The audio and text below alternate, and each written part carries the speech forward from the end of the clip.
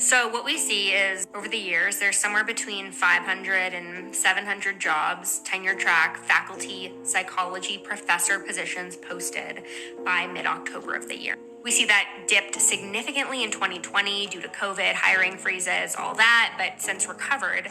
And then here we are.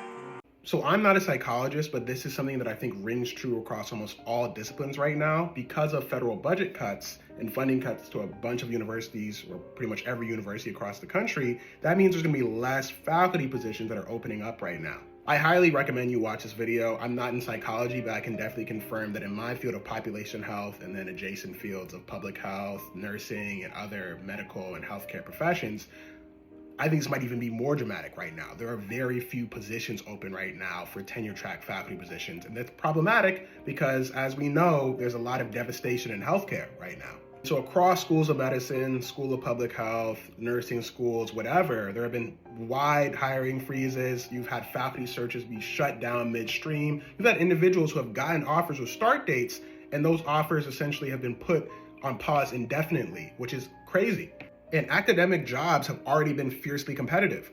The count of publications that someone needs or even grant funding to get a position has gone up over time.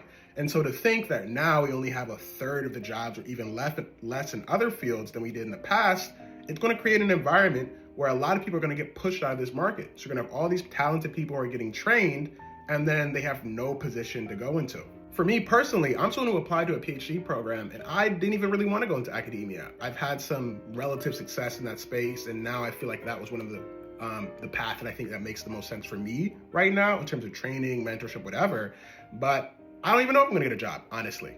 And I think if you think about all the money that we've invested in training these people and the healthcare issues that we have to solve in the future, do you want more or less people in faculty positions? I know that there's a lot of contention around whether or not these people are actually making us better, but I think that there's not really, you're not gonna have any ability to evaluate data, implement different programs, whatever, if you don't have young faculty in the pipeline.